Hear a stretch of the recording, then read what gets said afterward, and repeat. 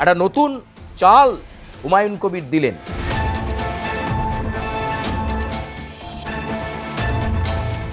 বামফ্রন্টের মধ্যেকার দলগুলোর কোনো সাংগঠনিক ক্ষমতা এই মুহূর্তে নেই, জিরোতে রয়েছে। দায়িত্ব নিয়ে বলছেন হুমায়ুন কবির। সিপিআইএম এর সঙ্গে জোট চাইছেন হুমায়ুন কবির। তাহলে কি মোহাম্মদ সেলিমকে রাজ্যের মুখ্যমন্ত্রী দেখতে চাইছেন হুমায়ুন কবির?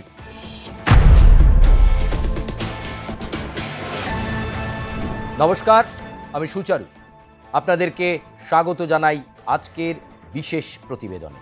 আর আজকের প্রতিবেদন আমরা একেবারে নজর রাখব একটু রানীনগর কেন্দ্রের দিকে। এই রানীনগর কেন্দ্র নিয়ে এখন একটা হলুস্থুলুস শুরু হয়েছে, একটা সমীকরণ শুরু হয়েছে, একটা ইকুয়েশনের কথা বলছেন হুমায়ুন কবির। তিনি তার নতুন রাজনৈতিক দল তৈরি করেছেন, আপনারা জানেন। 182 আসনে প্রার্থী দেবেন হুমায়ুন কবির। আবার সিপিআইএমের সঙ্গে জোট চাইছেন হুমায়ুন কবির। বামফ্রন্ট কিন্তু নয়, মানে ফরওয়ার্ড ব্লক সিপিআই বা আরএসপি নয়, সরাসরি সিপিআইএমের সঙ্গে জোট চাইছেন হুমায়ুন কবির। কারণ সিপিএমকে সঙ্গে নিয়ে এবারের ভোটে লড়া অত্যন্ত গুরুত্বপূর্ণ হবে বলে মনে করছেন হুমায়ুন কবির। সেই সঙ্গে আইএসএফ তো আছেই। ফলে এই জায়গায় দাঁড়িয়ে এবার হুমায়ুন কবির দিলেন নতুন চাল। এই নতুন চালে কিন্তু অনেক রকম আলোচনা ইতিমধ্যেই সিপিআইএমের অন্দরে শুরু হয়ে গেছে। বলা ভালো, আলিমুদ্দিনের অন্দরে এই আলোচনা এখন তুঙ্গে উঠেছে।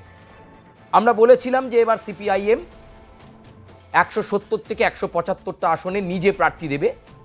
বাকি বামফ্রন্টের শরিক আছে, বামফ্রন্টের বাইরের দল আছে, এমনকি হুমায়ুন কবিরকেও অর্থাৎ তার দলকেও কিছু আসন ছাড়বে সিপিআইএম, এমনটা আলিমুদ্দিনের তরফে অনেকটা এগিয়ে গেছে তারা। কিন্তু এই মুহূর্তে একটা মোক্ষম চাল দিলেন হুমায়ুন কবির। আপনারা জানেন যে জোট চেয়ে হুমায়ুন কবির মোহাম্মদ সেলিমকে এসএমএস করেছিলেন। একটা নির্দিষ্ট সময়সীমার মধ্যে, ডেডলাইনের মধ্যে মোহাম্মদ সেলিমকে জানাতে বলেছিলেন।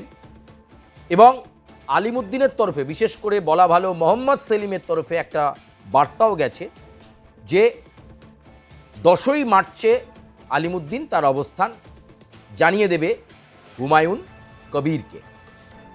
এখন প্রশ্ন হচ্ছে, তৃণমূল কংগ্রেসের বিরুদ্ধে, ভারতীয় জনতা পার্টির বিরুদ্ধে এবং এবারে তো আবার কংগ্রেসের বিরুদ্ধে, এই তিনটে শক্তির বিরুদ্ধে লড়াই করতে হবে সিপিআইএম, আইএসএফ, হুমায়ুন কবিরের দলকে। আমরা পূর্ববর্তী প্রতিবেদনে আপনাদেরকে দেখিয়েছি যে এই তিনটে দলের ইকুয়েশন হলে তারা কটা আসন আশা করছে। কিন্তু এই মুহূর্তে দাঁড়িয়ে একটা মোক্ষম চাল দিলেন হুমায়ুন কবির। তিনি ঘনিষ্ঠ মহলে বলতে শুরু করেছেন যে এই রানীনগর বিধানসভাতে যদি, মানে ইফ অ্যান্ড বাট অনেক কিছু লাগিয়ে রেখেছেন, কিন্তু তিনি বলেছেন যে এই রানীনগর বিধানসভা কেন্দ্রে হুমায়ুন কবির তার দলের একজনকে প্রার্থী করবেন বলে ঠিক করে রেখেছিলেন। কিন্তু এই রানীনগর কেন্দ্রে প্রার্থী দেবেন না হুমায়ুন কবির। একজন দাঁড়ালে তিনি প্রার্থী দেবেন না, তাকে তিনি রেসপেক্ট করেন এবং তাকে জেতানোর জন্য হুমায়ুন কবিরের নতুন রাজনৈতিক দল ব্যাপকভাবে পরিশ্রম করবে, কিন্তু অন্য কাউকে নয়। তিনি কে? তিনি আর কেউ নন, তিনি সিপিআইএম এর রাজ্য সম্পাদক মোহাম্মদ সেলিম। হুমায়ুনের খোলা অফার, সেলিম সাহেব যদি রানীনগর বিধানসভা কেন্দ্রে প্রার্থী হন তাহলে হুমায়ুন কবির প্রার্থী দেবেন না ওই কেন্দ্রে, সম্পূর্ণ সমর্থন দেবেন সিপিআইএম এর রাজ্য সম্পাদক মোহাম্মদ সেলিমকে। কিন্তু সিপিএম এর অন্য কেউ নয়, জেলা সম্পাদক নয় বা অন্য কোনো নেতাকে রানীনগরে দাঁড় করালে তাহলে কিন্তু সেখানে মানবে না, সেখানে কিন্তু হুমায়ুন কবির আলাদা করে প্রার্থী দিয়ে দেবে। শুধুমাত্র মোহাম্মদ সেলিম দাঁড়ালে সেখানে প্রার্থী দেবে না হুমায়ুন কবির।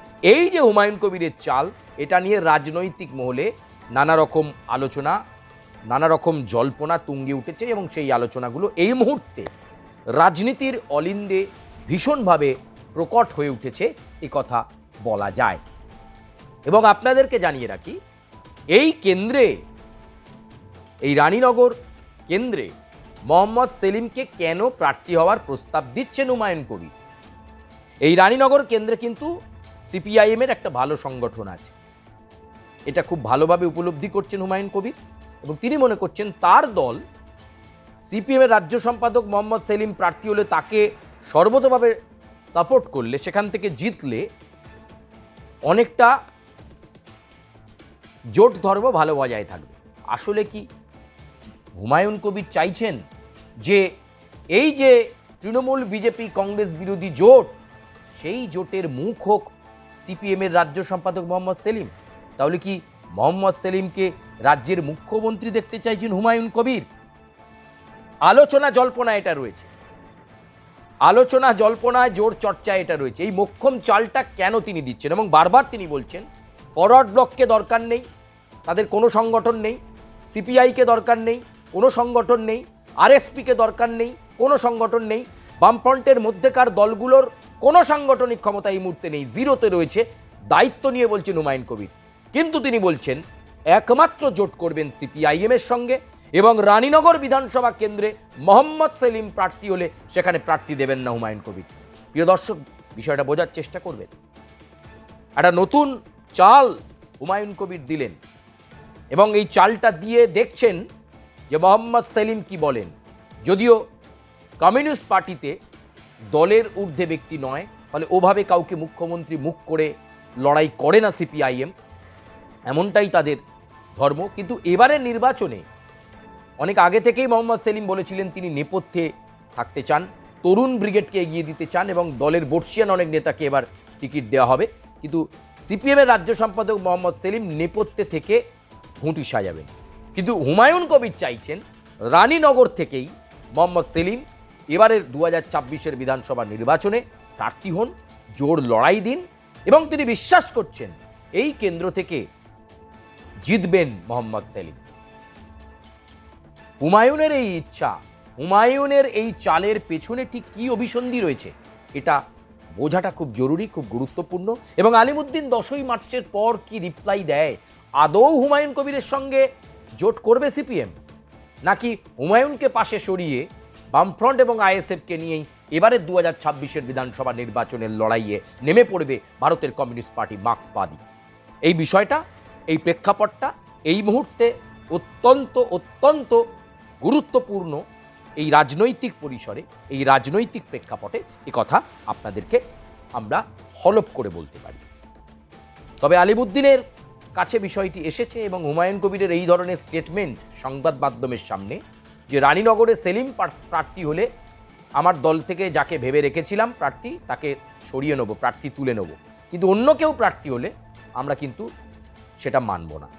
ফলে একটা খুব ক্লিয়ার মেসেজ মোহাম্মদ সেলিমকে দেওয়ার চেষ্টা করলেন হুমায়ুন কবির। যদিও হুমায়ুন কবিরের সঙ্গে নিউ টাউনে বৈঠক করা বা অন্য জায়গায় বৈঠক করা নিয়ে দলের একটা অংশ সমালোচনা করেছেন সিপিএমের রাজ্য সম্পাদক মোহাম্মদ সেলিমের। পাল্টা মোহাম্মদ সেলিম বলেছেন বৈঠক যে কারোর সাথে হতে পারে, আমরা বাড়িতে রান্নাবান্না করলে যেভাবে দেখে নিই চালের গুণগত মানটা কি রয়েছে, চাল টিপে যে কেউ দেখতে পারে। ফলে এরকম ব্যাখ্যা বারবার দিয়েছেন। আবার দলের একটা অংশ বলেছে নীতিনৈতিকতার প্রশ্ন রয়েছে, সেখানে কি করে মোহাম্মদ সেলিম হুমায়ুনের সঙ্গে বৈঠক করেছিলেন, এই সমস্ত বিষয়ে দলের মধ্যে একটা বিতর্ক তৈরি হয়েছিল। তবে সেই বিতর্ককে সরিয়ে সেলিম এখন হয়ে উঠেছেন জোটের মুখ্য নেতা, সেলিম এখন হয়ে উঠেছেন জোটের মুখ। কারণ ইন্ডিয়ান সেকুলার ফ্রন্টের নেতা নওশাদ সিদ্দিকীও বলছেন আসন কত দেয় সেটা ঠিক করবেন সেলিম সাহেব, আমরা প্রস্তুত আছি, অন্য কোনো শরিক দল নয়, সিপিএমকেই চাই। এই জোটটা আবার হুমায়ুন কবির দিচ্ছেন, তিনিও বলছেন সেলিম সাহেব যদি রানীনগরে দাঁড়ায় তাহলে আর কোনো প্রার্থী থাকবে না ওখানে হুমায়ুনের দলের পক্ষ থেকে। প্রিয় দর্শক, আজকের এই প্রতিবেদন কেমন লাগলো আপনারা আপনাদের সুচিন্তিত মতামত জানাবেন। আমরা চেষ্টা করব আপনাদের কাছে আরও সূক্ষ্ম, নিখুঁত এই ধরনের রাজনৈতিক প্রতিবেদন আপনাদের সামনে তুলে ধরার। অবশ্যই মন্তব্য করবেন। সব মন্তব্য যে আমাদের প্রতিবেদনের সপক্ষে হতে হবে এরকমটা নয়, স্বাধীনভাবে সুচিন্তিতভাবে আপনারা আপনাদের মতামত দেবেন এবং অনেকে মতামত দিচ্ছেনও, অনেক বিরূপ মতামত দিচ্ছেন, কোনো অসুবিধে নেই তাতে। লাইক করবেন, সাবস্ক্রাইব করবেন এবং বেল আইকনে প্রেস করবেন। আজকের এই প্রতিবেদন এ পর্যন্তই। আপনাদের সঙ্গে আবার নতুন কোনো প্রতিবেদন নিয়ে খুব দ্রুত দেখা হচ্ছে। ধন্যবাদ।